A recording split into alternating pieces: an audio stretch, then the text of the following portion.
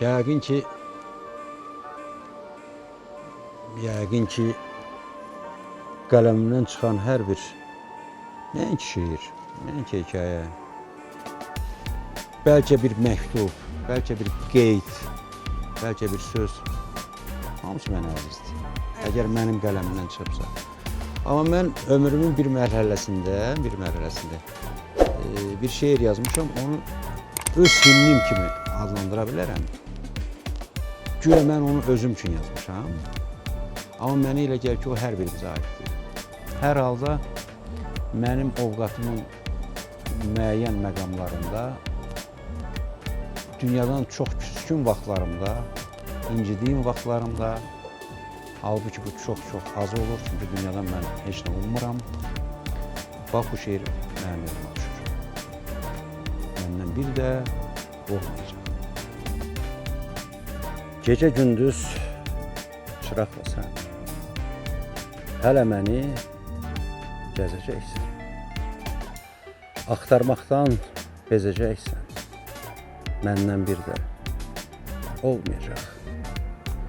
Yollara gül eləsən də, səhər axşam biləsən də, başına kül eləsən də, məndən bir də olmayacaq.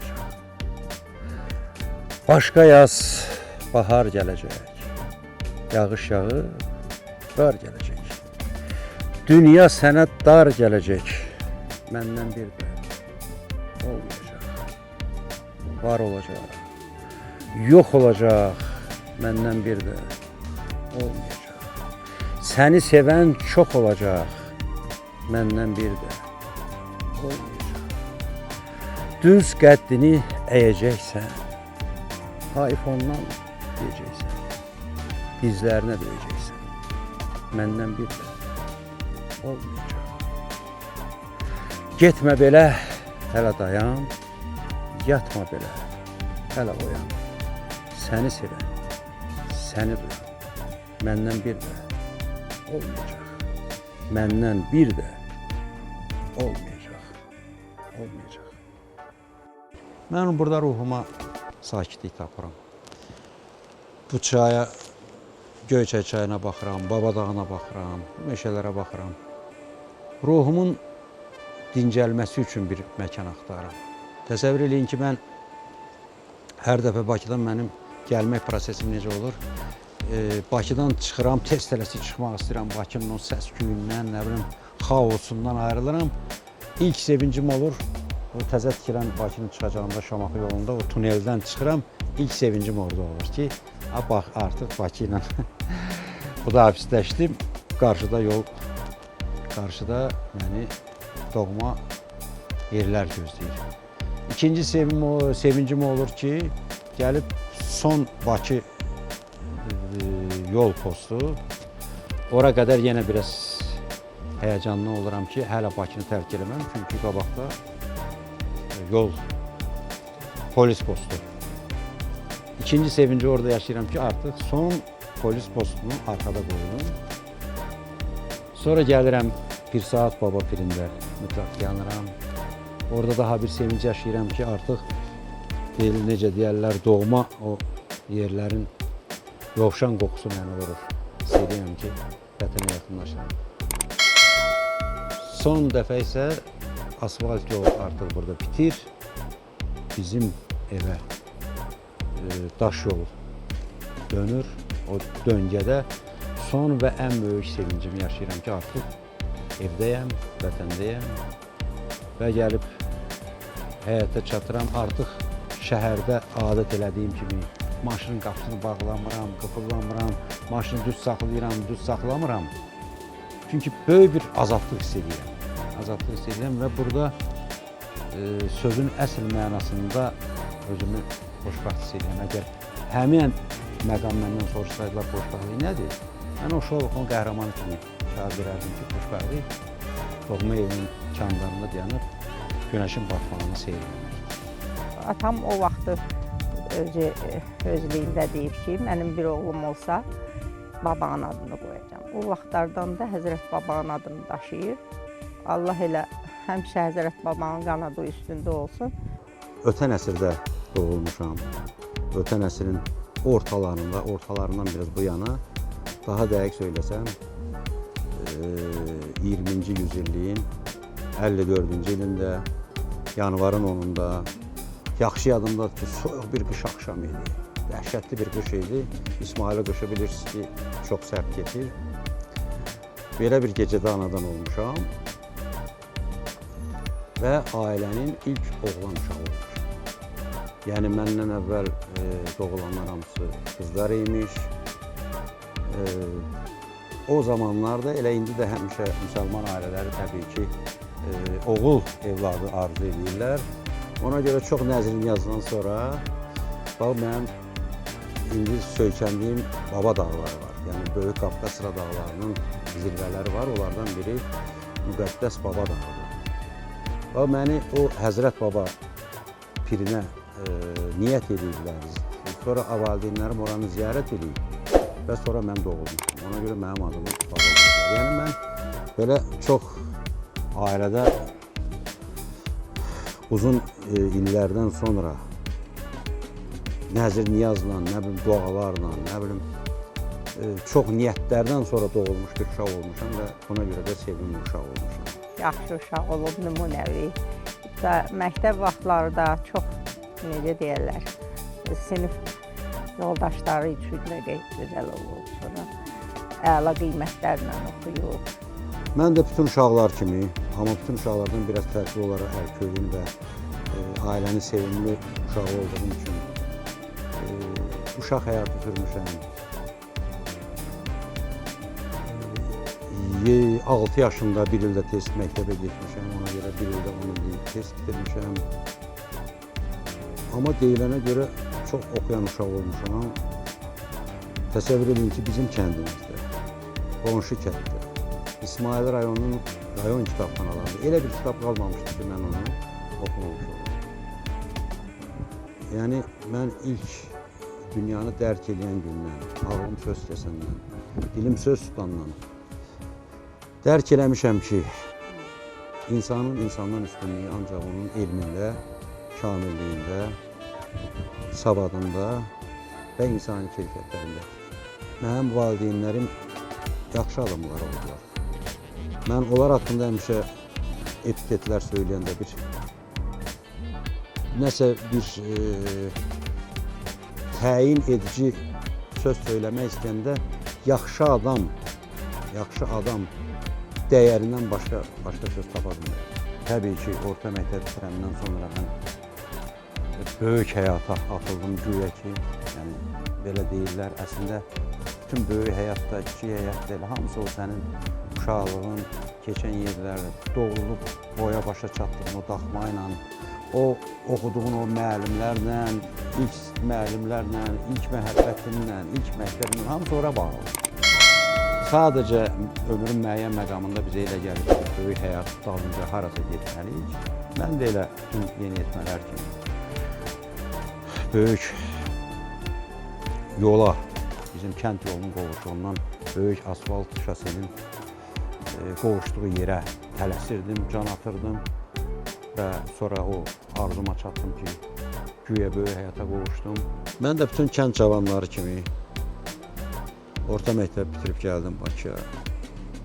Bakı böyük bir nəhəng ünvanı xatırladırdı. Mənə elə gəldi ki, dünyada Bakıdan böyük şəhər yoxdur. Doğrudan da hər bir kənd uşağının Bakıya ilk səyahəti məhz belə başlayır.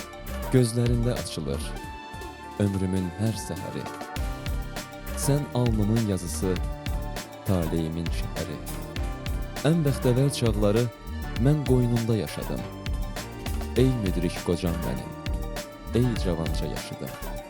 Dünya gülüstan olsa, nə gərəyim ey Bakı. Səninlə bir döyünür bu ürəyim ey Bakı. Azərbaycan Dövlət Universitetinin, o zaman Fikirov adına Azərbaycan Dövlət Universiteti adlanırdı. Jurnalistika fakültəsinə daxil oldum. Çox böyük həvəslə, çox əla qiymətlərlə, təbii ki, kənd uşağı, müəllimlərin də hətta bilmədikləri sualları mən bilirdim. Yəni, doğrudan o zaman abituriyentlərin hazırlığı tamam başqa bir səviyyə idi. Mən şəxsən öz ətrafımdan götürürəm. Və tez bir zamanda Bakı məni yoldan çıxartdı bir ilin sonunda. Artıq bir ilin sonunda mən əsl özümü Bakılı kimi aparırdım. Bundan əlavə də biraz da qoltuğum qarpızlanmışdı ki, elə birinci kursda olarkən Şövkət Ələkbərov mənim 2 mahnımı oxumuşdu. Təsəvvürən belə bir təzə rayondan gəlmiş bir kənd uşağı artıq Azərbaycan televiziyasında Yeni İl Gecəsi Şövkət xanım Ələkbərova bunun sözlərini yazılmış 2 mahnı ifa edir. Ondan sonra qoltuğum çox qarpızlandı, biraz lovğalanmağa başladım və birinci kursun sonunda heç sessiyalara da getmədim, gəldim kəndə getdim, harasa gəzməyə getdim, yemək içməyə getdim, gəldim gördüm ki, bir sözlə əmrimi alsınlar, sessiyada iştirak eləmədiyim üçün məni institutdan qovublar, universitetdən qovublar. O zaman mən tamam başqa bir baba vəziroğlu idim, ona görə hər kəsə, hamıya sübut etməliydim ki, mənim nahaq olmuşsunuz. Yəni çox təvəddülatlardan sonraki bərpa olunmaq eləmədilər. Mən bunların acığına bir il oturdum, gecə gündüz. Bütün müəllimlərin də bilmədiklərinin hamısını əzbərlədim. Bir il gecə gündüz hazırlaşdım və bunların acığına təzdən həmən fakültəyə verəm. Bəlkə də universitet tarixində belə bir şey olmuş, jurnalistikaya təzdən girdim. Yenə bir il oxudum, sonra məni güclə tutub belə əskər apardılar. Çünki bizim jurnalistika fakültəsinin Oktyabr rayon hərbi komissarlığı eyni binada yerləşirdi.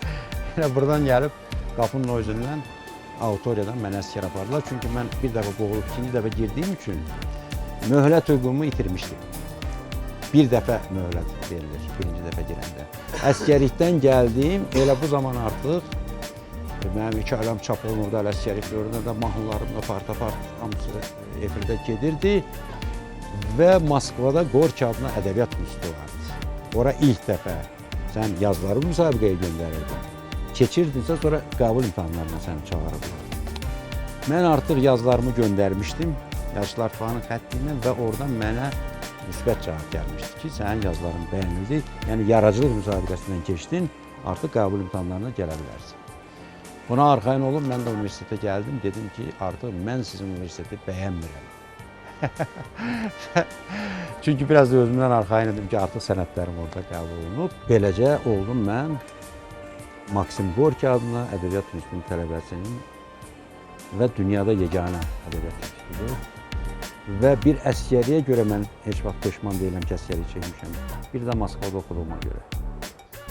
Sinəmdən asılan bir daşmış, daş. Sən getmə deyəndə gözlərində yaş, dinə bilməyəydin, qallaydım kaş, dilim quruyaydı, yox deyəndə. Adım yaman oldu, dillərə düşdüm, dərddən havalandım, çöllərə düşdüm. Bilsən, sənsiz necə günlərə düşdüm, dilim quruyaydı, yox deyəndə. Daha gecikmişəm, getdi o qatar. Daha hə deməyin nə mənası var? İndi gücüm təkcə qarğışa çatar, dilim quruyaydı. Yox deyəndə mən indi bilirəm, nə deməliyim? Sənsiz nə günüm var söyləməliydim, ömrümdə bircə yol, hə deməliydim. Dilim quruyaydı, yox deyəndə. Dilim quruyaydı, yox deyəndə. Baba müəllimin haqqında onun şeirləri ilə danışmaq lazımdır. Ürəyini onun şeirləri ilə oxumaq lazımdır və varlığını o şeirlərə yazan musiqi ilə duymaq lazımdır. Bilmirəm, yadımda deyil nə vaxt tanış olmuşum. Onu bilirəm ki, tanış olan gündən baba müəllimin simasında mən dost qazandım. Bir dənə babamın xasiyyəti var. Danışan deyil. Ondan heç vaxt şeir qoparda bilməzsən, şeir desin. Hərdən efirdə çıxır. Biz Matal Qaru yaxşı da heç olmasa televizorda deyir. Sakit adamdır. Yəni necə var idi 30 il bundan qabaq. Amma 30 il bundan qabaq artıq Baba Vəziroğlu o gənc bütün SSR məkanında gənc şairlər arasında Bolqarıstanda laureat olmuşdu. Yəni o vaxtı da məşhur idi. İndi məlum şeydir ki, Baba Vəziroğlu çox talantlı şairdir, çox qüdrətli şairdir. Həmişə belə olub ki, müğənni, bəstəkar, şair, aranjmançı bir yerdə işləyəndə mahnı tam başqa bir tona, yəni bütöv bir qarmoniya alınır. Bizim tanışdığımız da 70-ci illərin axır 80-ci illərin əvvəlləri idi, belə deyək. Çox maraqlı idi. Baba müəllim öz kitabını mənə təqdim elədi və hiss elədim ki, hardasa bizim düşüncələrimiz uyğun gəlir, üst-üstə gəlir. Mən sevmirəm uydurma nəysə sözlərlə nəysə tərifləmək. Dağlardan aşan sel gəldi, nə bilim, neynədi. Başa düşürsünüz, bunlar məni qıcıqlandırır. Mənə yaxın olan odur ki, ürəkdən gələn səmimi sözdür. Bunu mahnıya çevirmək də asan olur. Biz onun necə şeirləri sadədir, dərin mənalıdır. Özü də elə xasiyyətlidir. Çox stabil adamdır. Mən insanlarda onun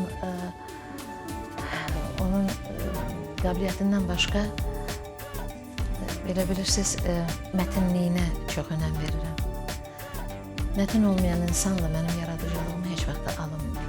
Və mətin olmayan insanla məni Tanrı bir dəfədə üzləşdirmir, qovuşdurmur.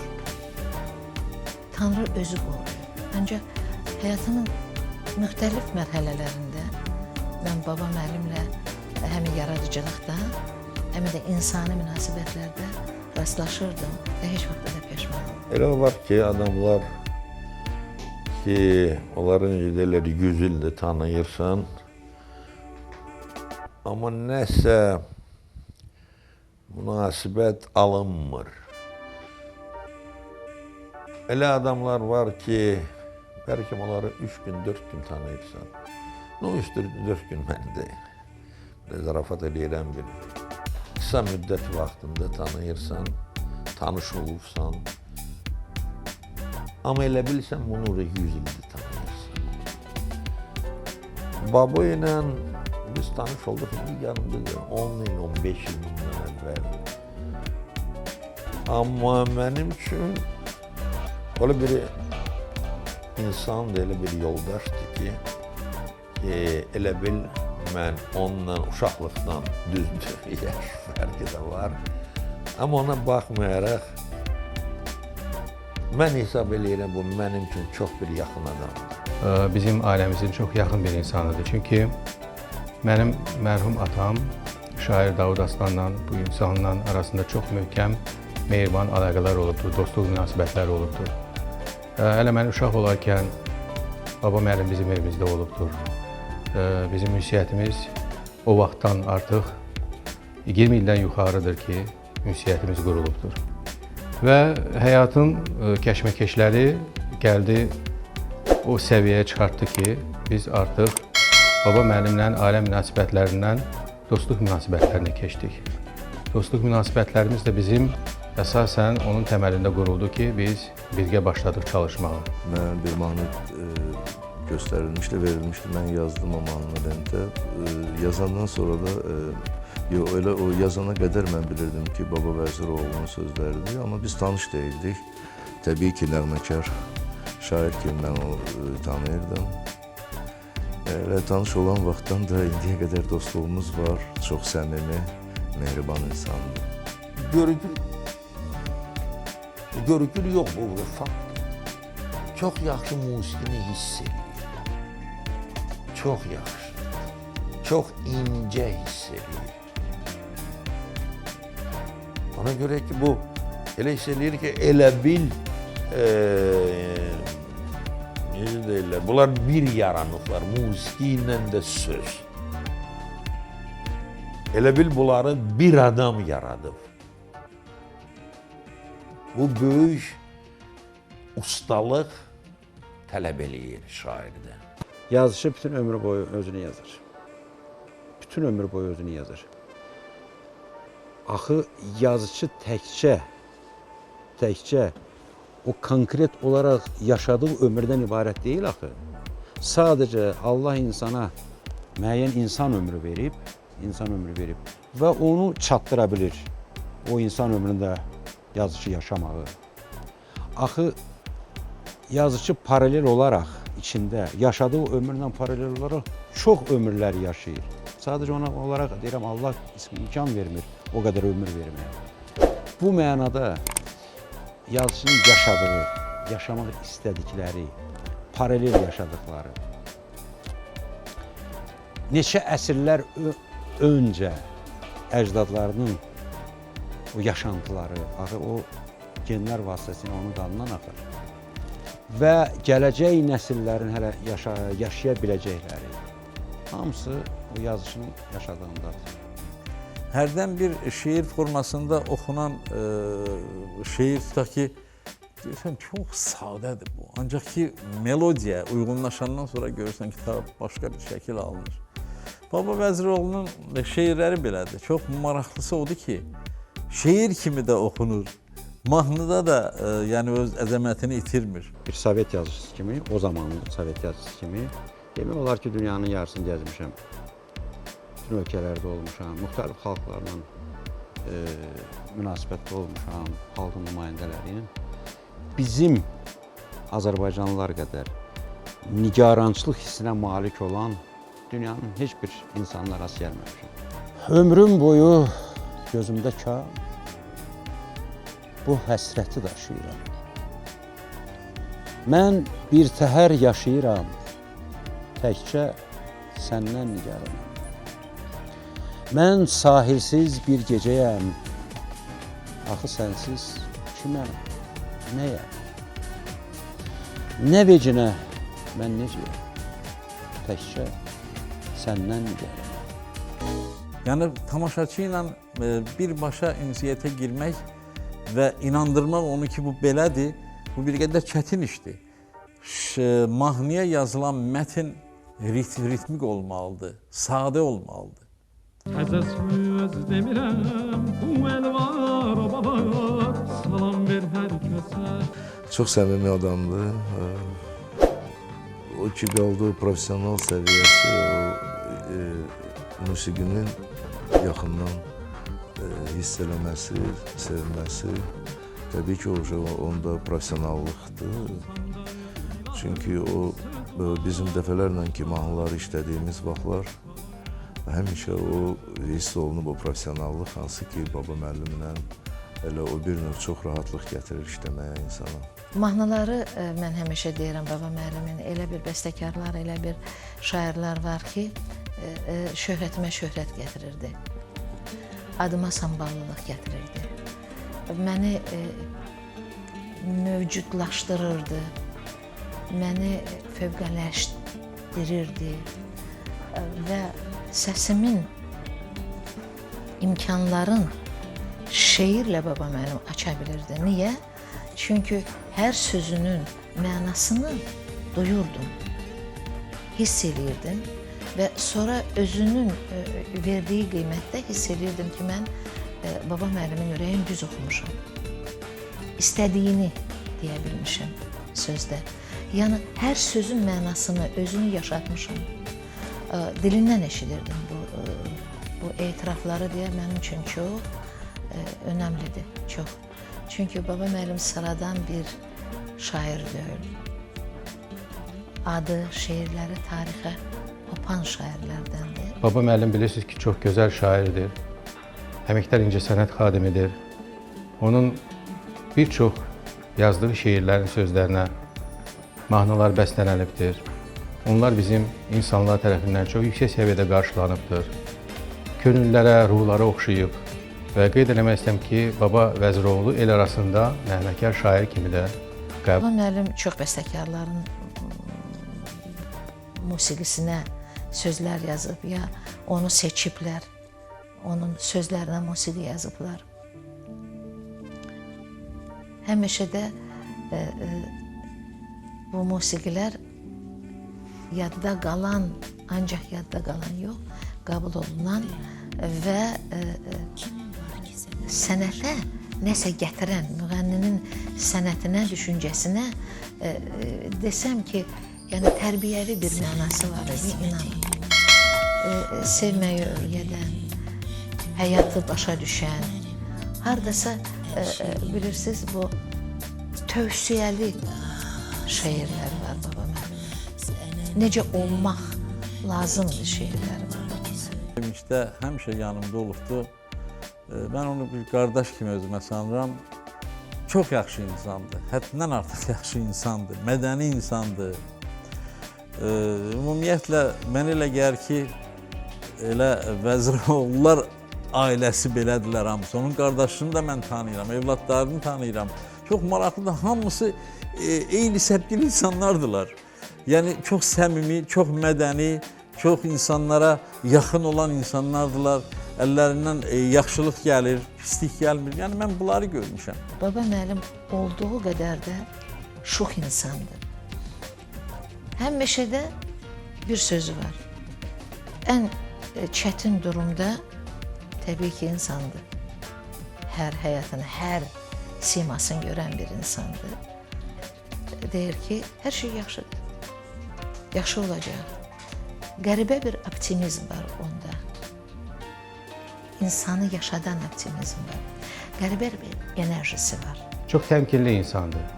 Çox yaxşı, gözəl yoldaşlığı var. Və mən bir baba müəllimin bir cəhətini qeyd eləmək istəyirəm ki, bəlkə də ola bilər bir çox onun ətraflı dostları bu barədə bilmir ki, baba müəllim çox soyuqqanlı bir insandır. Hətta təhlükə ilə üzləşəndə baba müəllimin soyuqqanlığı doğrudan da bir çox insanlara ibrət ola bilər. Mənim yadımdadır, biz bir neçə il bundan əvvəl İsmayıl rayonuna səfər edərkən və oradan qaydanda biz böyük bir fəlakətlə rastlaşdıq və demək olar ki, baba müəllimi biz hər saniyə yox, hər an itirə bilərdik. Və o anda, o zamanda baba müəllimin soyuqqanlığı, hətta o anda onun bizə qarşı olan münasibəti və bizimlə zarafat etməsi gətirdi, o vəziyyətə çıxartdı ki, biz doğrudan da çətin bir vəziyyətdən çıxdıq və mən doğrudan da ondan sonra heç vaxt bu hadisəni yaddan çıxarmıram. Elə bil dünəndi ömrün baharı, indi də payızın yelləri əsir. Dünyanı təzəcə anlayanda sən, görürsən qış gəlib qapını kəsir. Dünyanın hər dərdi ürəkdən keçir. Hər ilin payına neçə dağ düşür. Ömrünün payızı, qışı getməmiş. Bir də görürsən ki, saça ağ düşür. Qismət belə oldu ki, mən elə çox cavan yaşlarımdan televiziya ilə əməkdaşlığa başladım və sonra öz müstəqil jurnalımı Ömrün Ayları adlı bir telejurnal təsis elədim, yəni aparmağa başladım. Mən Baba Vəziroğlunu Ömrün Ayları verilişində həmişə izləyirdim o verilişi. Çox belə yaxşı aparırdı o verilişi. Ayda bir dəfə. Mən o verilişə vurulmuşdum. Tək mən yox, demək olar Azərbaycan cəmaatı, xalqı hamı o verilişi sevirdi. Hər şeyini özüm eləyirdim. Təsəvvür et ki, senaryodan tutmuş, aparıcılığına, rejissorluğuna kimi işığı da özüm qururdum. Çünki o zaman gərək belə eləyəydim. O zaman indiki kimi profesional işıqçılar, nə bilim, profesional dizaynerlər, kompüterçilər, montajçılar yox idi. Televiziyanı çox yaxşı bilir, radionu yaxşı bilir. Neçə televiziya verilişlərinin müəllifi olubdu baba müəllim. Yəni verilişlərdə mən də çıxış eləmişəm, iştirak eləmişəm. Mini filmlərdən ibarət, yəni 7-8 filmdən ibarət elə bir saatlıq bir böyük film idi. Amma hər filmin içində bir dənə 5 dəqiqəlik, 10 dəqiqəlik mini filmlər vardı. Nədənsə bilmirəm. Tamaşaçılar bunu çox sevdi və çox mən populyar oldum o zaman. Biz müəyyən şeylərin nəyə görə belə olduğunu çox vaxt anlatmaq, başa salmaq mümkün deyil. İndi onu çoxsu tanıyır bir şair kimi. O mahnılara, musiqilərə, o sözləri yazır. Mən onu elə bir yazıcı kimi də tanıyıram. Onun çox maraqlı hekayələri var. Mən bilən hələm burada öz sözünü baba demir. Hələm Allah qoysa tamaşaçılardır, necə deyirlər, oxuyan cəmaat hələm maraqlı, çox maraqlı hekayələrlə, bilmirəm, povestlə, nə ilə tanış olacaqlar. Baba Vəziroğlu'nun büyüğüne kimi 20'ye yakın buraxdığı kitaplar var. Şiir kitaplarıdır. Baba Vəziroğlu'nun tutaq ki, roman, belə deyək, üzərində işləyirdi bu son vaxtlar. Sahillərdə çırpınan, səhv söz deyəm, neyse onun üzərində işləyirdi. Neçə dəfə bu fikir dəyişdi, gəldi, arxalandı, dedim, fikir nə idi? Yəni, biz dəniz ətrafındayıq. Yəni, bu dənizin gözəlliyini duymaq, hiss eləmək bir o qədər də çətin deyil, ancaq biz bunu qoruyub saxlaya bilirik.